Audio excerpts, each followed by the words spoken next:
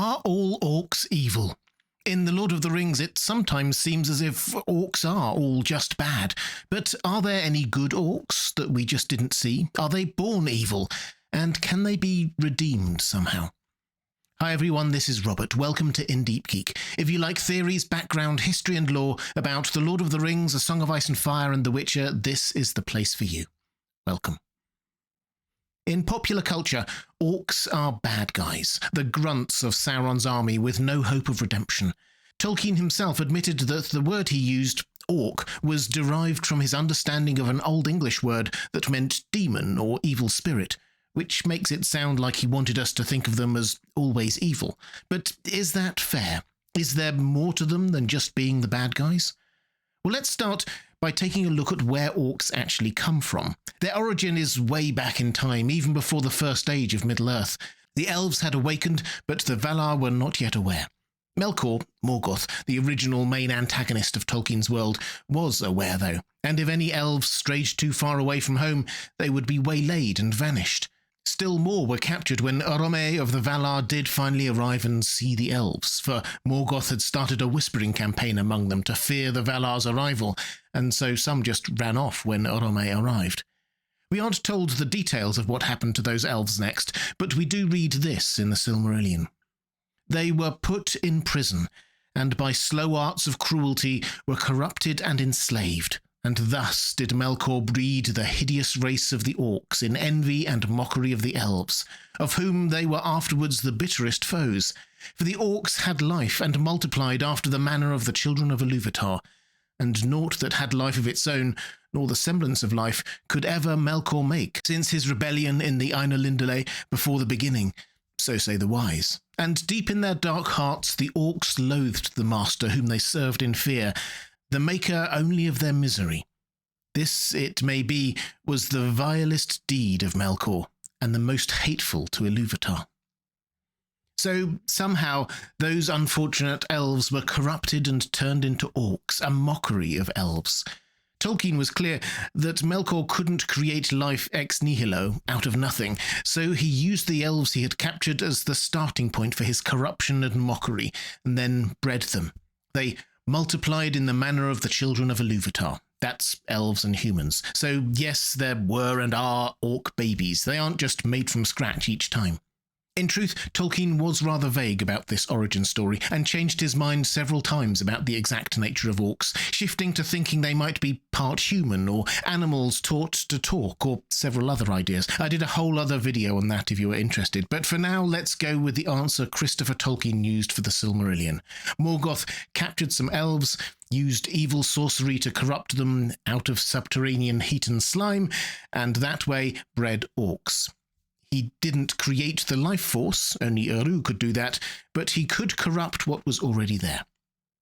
However they were made, the point stands that they were made by Morgoth to serve him and as a mockery of the elves, and throughout the history of Ardor and Middle-earth, that's what they did. They did evil, and well earned their reputation as being always the bad guys.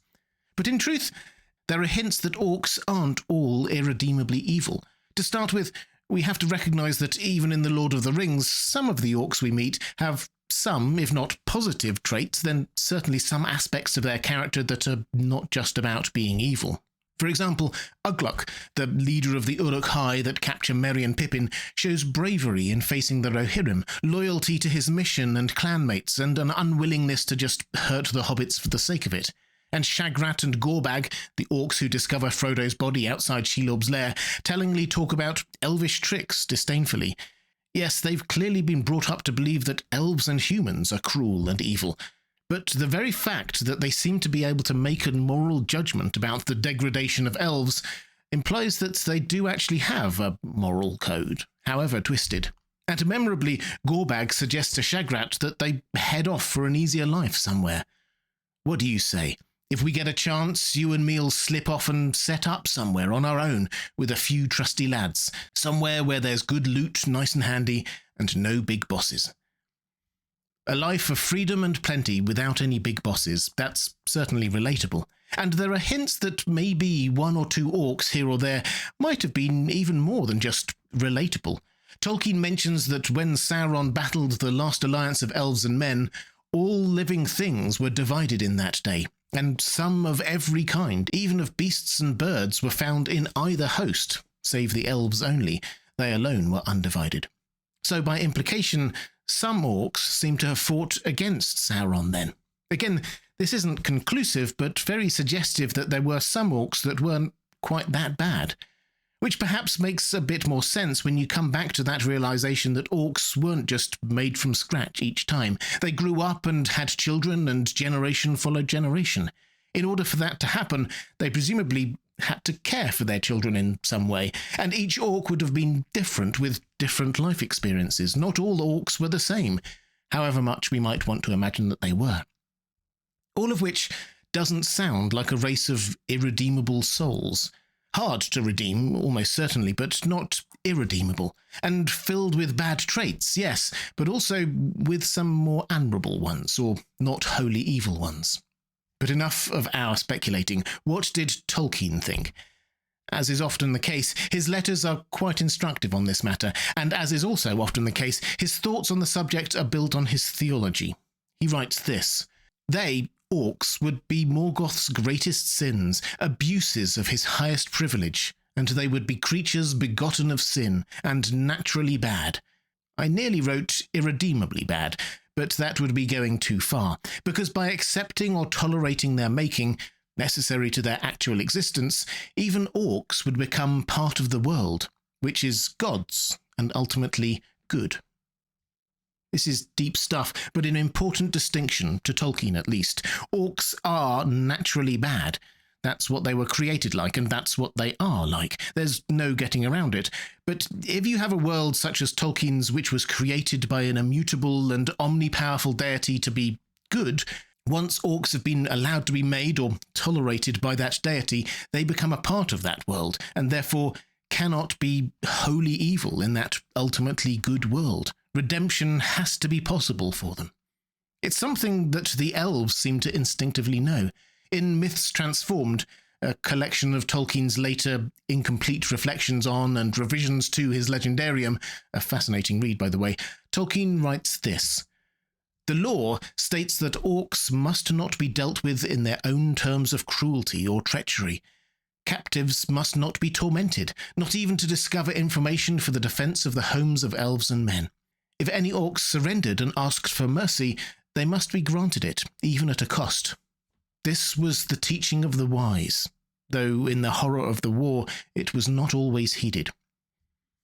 Tolkien added a clarification that few orcs ever did ask for mercy, having been convinced by Morgoth that elves were irredeemably cruel. The subtlety here, and we must get used to Tolkien injecting lots of nuance into his Middle-earth morality, is that as Morgoth could not create ex nihilo, the materials he used to create orcs were in and of themselves not evil, because they had been created by Eru, Ilúvatar. Their evilness may have appeared, or even actually been, absolute as far as humans and elves were concerned, but because of the origin of their constituent parts, they remained under the law, with a capital L, the moral law of the world, hence them being protected under the Middle-earth equivalent of the Geneva Convention. So, where does all this lead us? All the orcs we meet in canon Middle-earth are evil, or naturally bad, as Tolkien puts it, but that doesn't mean that every aspect of every orc is evil. Some have several positive traits like loyalty and bravery. Some were able to overcome their inbuilt fear and hatred of elves. Some even seem to have fought against Sauron, and most importantly, all were capable of being redeemed in some way, whether they took that up or not. Naturally bad, but not irredeemable. So, is there hope for the orcs? Yes, albeit a very faint hope. Perhaps their best chance as a race came after the fall of Sauron.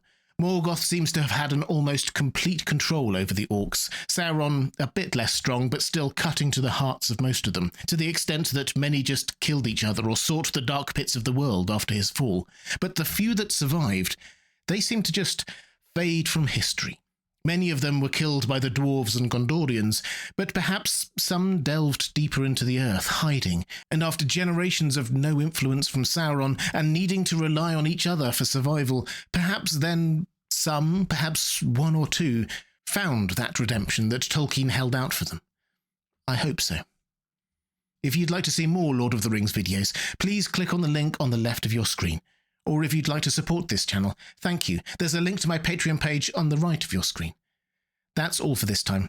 Thanks for watching. I'll see you again soon.